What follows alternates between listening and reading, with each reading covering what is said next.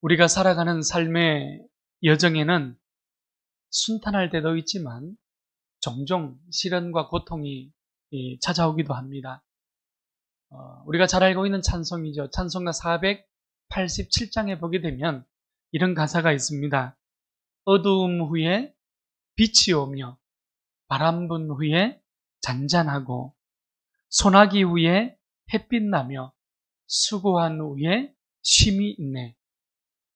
연약함 후에 강건하며 애통한 후에 위로받고 눈물 난 후에 웃음이 있고 씨 뿌린 후에 추수하네.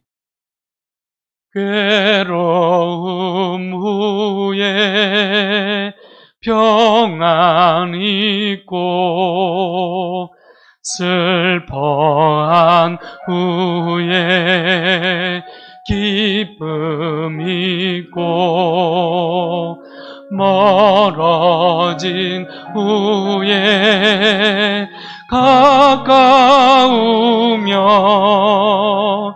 고독함 후에 친구 있네.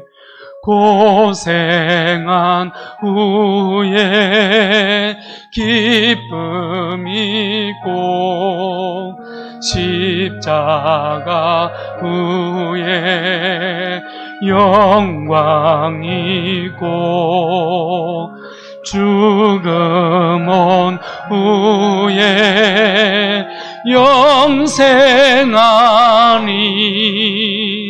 이러한 도가 진리로다.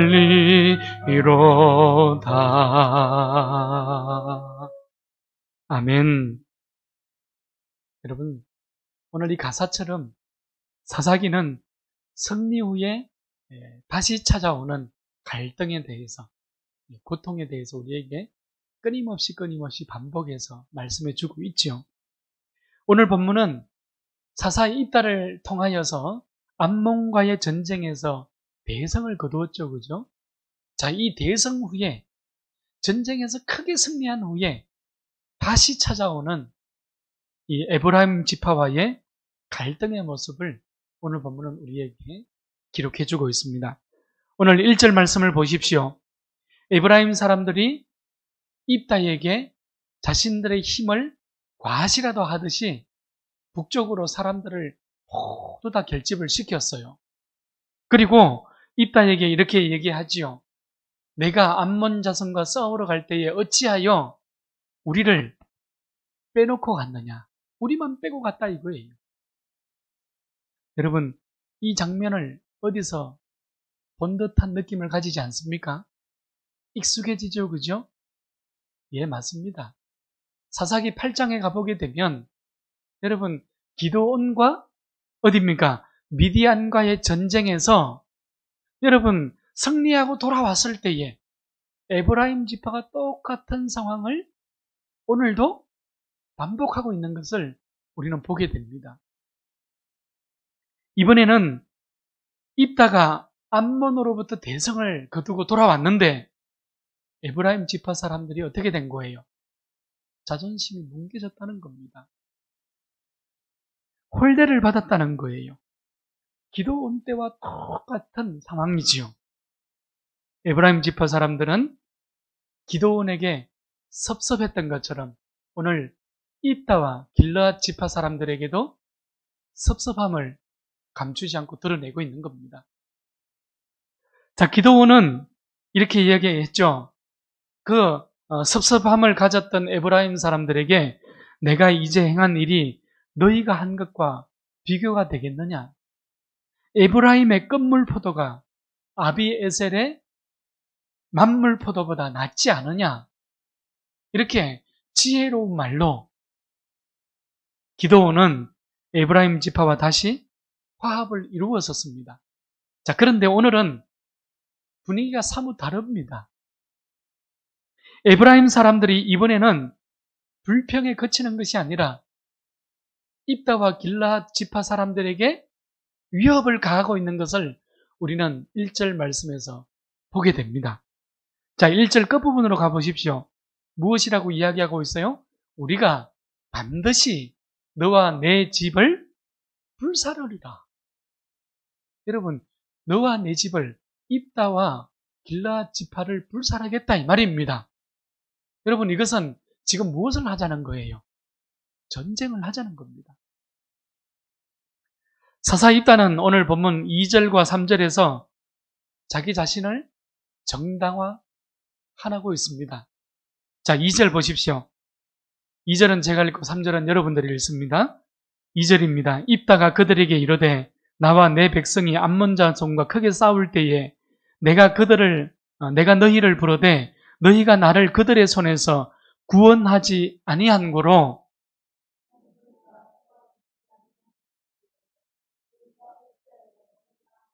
아멘. 여러분 무슨 말입니까? 죽을 각오를 다하고 암몬과 싸웠을 때에 입다가 에브라임 지파에게 요청을 했는데 여러분 가만히 구경만 하다가 이제 와서 지금 너희들이 무슨 말을 하는 것이냐? 나와 더불어서 전쟁을 하겠다는 얘기지 않느냐? 여러분 이런 말입니다. 여러분 지금 암몬과 이스라엘의 전쟁은 누구와의 전쟁이었어요? 입다의 전쟁입니까? 여러분 이스라엘 민족의 전쟁이었습니까? 아니지 않습니까? 우리가 사사기에서 전쟁은 민족의 전쟁이요 사사의 전쟁이 아니라 누구의 전쟁이었습니까? 여러분 사사기에서 보여주는 전쟁은 하나님 여호와의 전쟁이었지 않습니까? 처음부터 여호와 하나님의 싸움이었습니다. 기드온의 싸움도 입다의 싸움도 이스라엘 민족의 싸움도 아니었어요. 그래서 항상 반복되어지는 구절이 있었죠. 무엇입니까? 전쟁 전에는 여호와의 영이 입다에게 임하시느니라. 여호와의 영이 기드온에게 임하시느니라. 여호와의 영이 온니엘에게 임하시느니라. 여러분 이것이 항상 반복되어졌습니다. 자, 그런데 에브라임 지파는 지금 자신들이 인정받지 못했다는 이유로 다툼을 일으키고 있는 거예요. 무슨 말입니까? 여호와의 전쟁을 사람의 전쟁으로, 여호와의 싸움을 사람의 싸움으로 전락시키고 있다 이 말입니다. 오늘 본문 4절에서 여러분 입다는 더 이상 기다리지 않고 있어요. 길르앗 사람들이 여러분 입다를 중심으로 해서 다 모여들었습니다. 그리고 에브라임과 싸웠어요. 길르앗이 에브라임을 쳐서 승리했습니다. 명분이 뭐예요? 모욕감이지. 내가 모욕을 받았다는 겁니다. 동족끼리 그 모욕감 때문에 지금 싸움이 일어나고 있는 장면을 오늘 본문은 우리에게 기록해주고 있는 거예요. 자, 이제 5절로 가보십시오. 5절을 보면 요단강을 사이에 두고 길르앗과 에브라임 지파가 치열한 전쟁을 일어났습니다. 결국에는 길르앗이 승리했지요. 전쟁에서 패한 에브라임 사람들이 자신의 지역으로 돌아가기 위해서는 어떻게 해야 됩니까? 요단강을 건너야만 했습니다. 자, 그런데 오늘 5절 말씀해 보니까 이 요단강 나루턱을 이미 누가 점령하고 있어요? 예, 길르앗 사람들이 장악을 하고 나루턱의 길목을 지켜서고 있는 겁니다. 나루턱을 먼저 장악한 입다가 도망가는 에브라임 사람들을 색출해서 죽이는 장면이 지금 나오고 있는 거예요. 자, 그런데 여러분 문제가 있었어요. 암몬 사람들은 어떻습니까? 군복도 달랐을 것입니다. 말도 달랐어요. 또 생김새도 달랐습니다. 그러니 암몬 사람들은 쉽게 구분이 갔습니다. 자, 그러나 이 길르앗과 에브라임은 어떻습니까? 같은 민족이에요. 같은 문화와 같은 말을 쓰고 그렇죠, 그죠? 생김새도 비슷합니다. 그러니 겉모습으로는 누가 길르앗 사람인지 누가 에브라임 사람인지 분간해 가지 않는 거예요. 길르앗 사람들은 이 에브라임 사람들이 숲이라는 발음입니다. 영어로는 SH 발음이에요. 예. 여러분, 이 발음을 잘 내지 못하는 것을 알았기 때문에 거기에서 착안을 해내서 강을 건너가려는 에브라임 사람들을 붙들고 여러분 검문을 하기 시작한 거예요. 그 검문의 단어가 무엇이었어요? 예, 우리 한국말로 시플렛입니다. 시플렛. 이 히브리어 발음으로는 시플렛입니다. 시플렛. 예. 여러분 슈플렛 이게 조금 더 정확한 발음인데 이 슈플렛라는 것은요. 여러분 이 발음 하나를 가지고 에브라임 지파 사람이냐 길르앗 지파 사람이냐 이것을 가려내기 시작한 거예요. 그러니까 슈플렛이라는 것은 여러분 그저 곡식의 이삭이죠, 그죠? 이삭, 나달 그것을 슈플렛이라고 얘기했거든요. 그러니까 그 단어의 의미는 중요하지 않습니다. 중요한 건 뭐예요? 발음입니다. 발음. 에브라임 사람들은 이 SH 발음, 숲이라는 발음을 S 발음으로 발음을 했어요. C 발음이에요. C 발음. 그러니까 슈플렛 이거를 어떻게 발음했어요? 시브렛. 예. 이게 히브리어 발음입니다. 시브렛. 예. 우리 한국어로는 쉬플렛 또 시플렛 이렇게 표현하고 있는데 히브리어 발음으로는 슈플렛, 시브렛 이렇게 얘기하는 거예요. 자, 그러니까 보십시오. 결국 이 지나가는 에브라임 사람들이 시브렛이라고 발음을 해서 어떻게 되는 거예요? 잡혀서 죽게 되는 겁니다.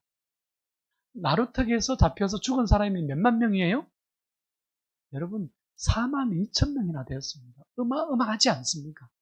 동족과 동족이 싸우는데 여러분 이 발음 하나를 가지고 그 생명에 여러분 심판이 지금 주어졌다고 오늘 6절 말씀이 기록하고 있는 거예요. 우리나라에도 이런 발음이 존재를 합니다. 여러분 이것은 경험 발음이라고 그러죠, 그죠? 제가 군 복무 시절에 오래전이죠. 후배가 군대에 이제 막 자대 배치를 받고 왔어요. 자, 그런데 이 친구가 경남 밀양 친구였습니다.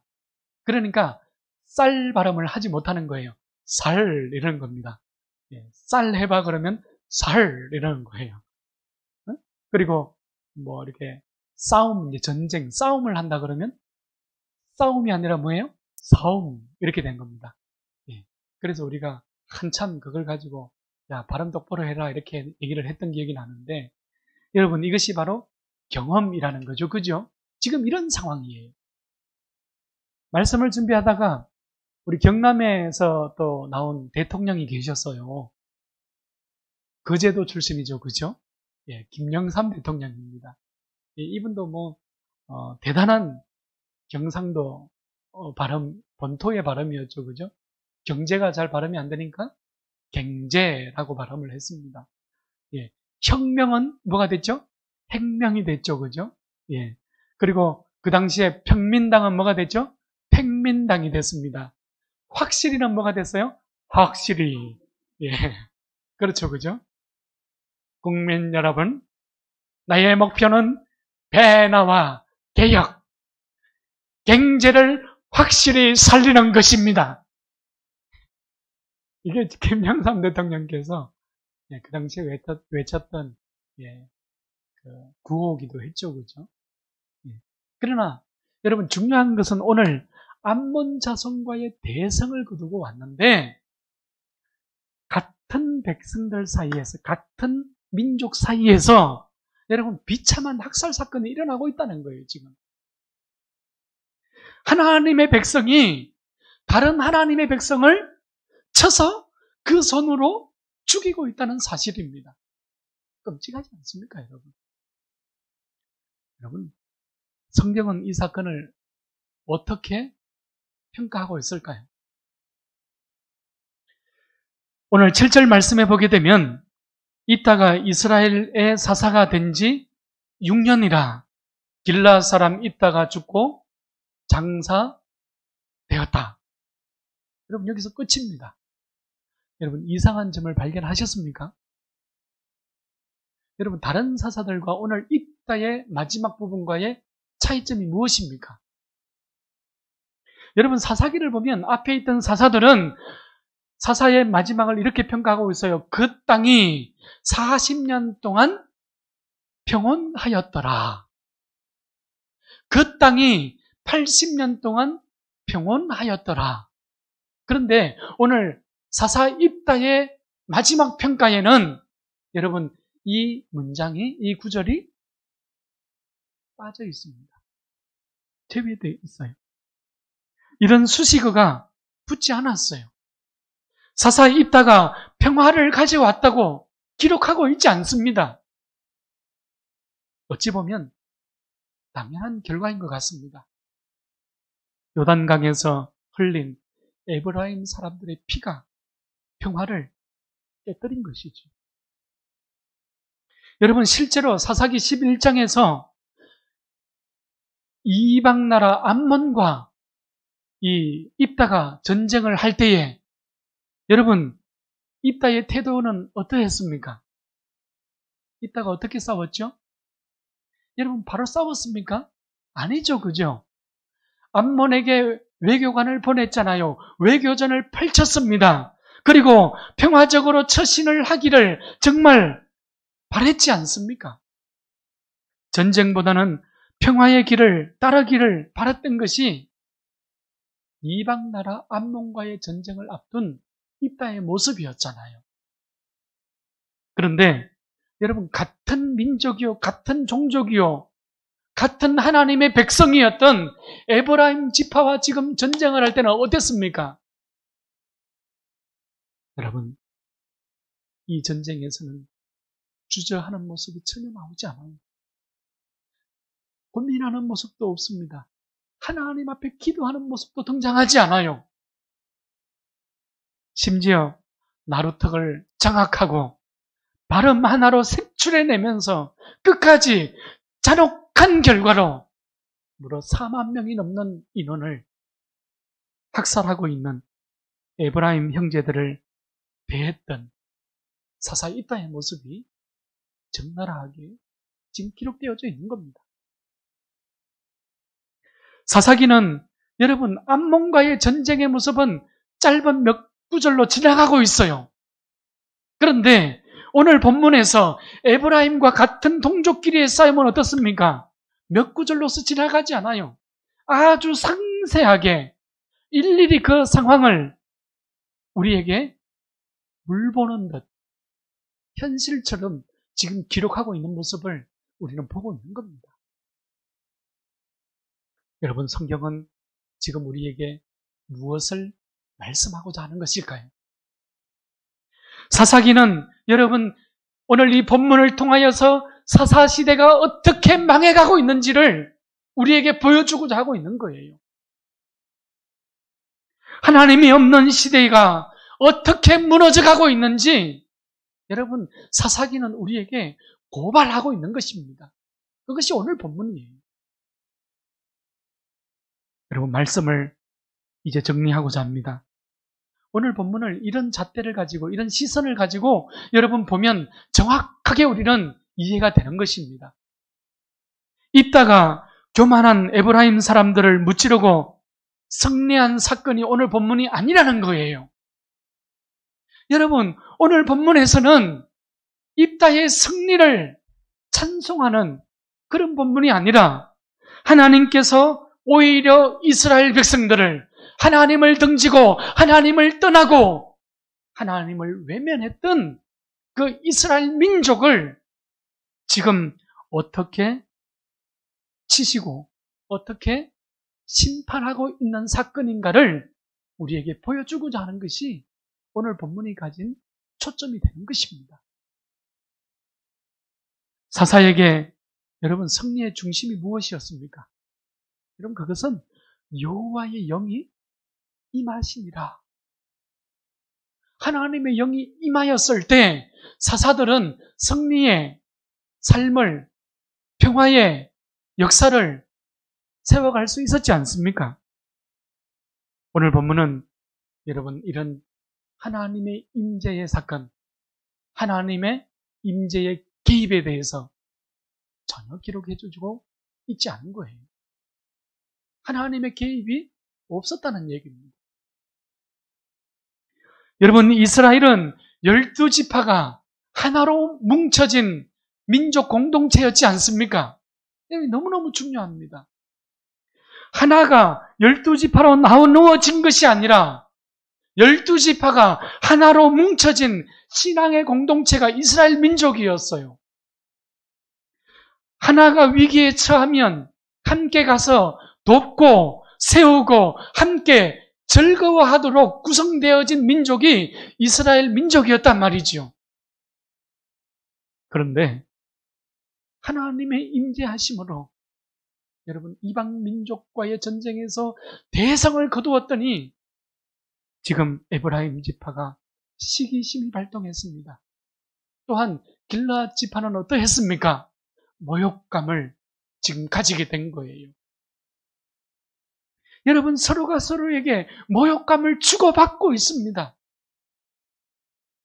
누군가의 약점을 발견하면 감싸주고 안아주라고 12지파를 하나의 신앙 공동체로 만들어 주었는데 여러분 오늘 본문에서는 어떻습니까?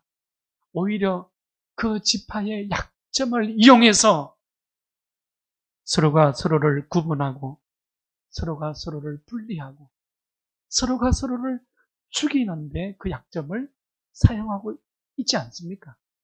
그것이 시플레터의 발음입니다. 오늘 이 밤에 우리 널푸른 교회는 성령의 임재하심 안에 거하는 교회가 되기를 축원합니다.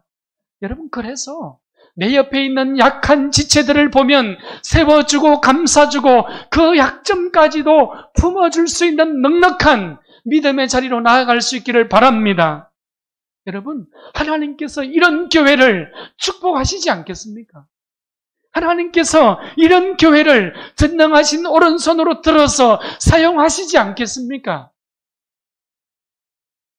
여러분 오늘 시플레트라는 이 발음으로 인해서 너를 죽이고 또 이 시플레트라는 이 발음을 통해서 내가 살고자 하는 갈등과 대립의 상징이 바로 이 단어가 되는 것입니다.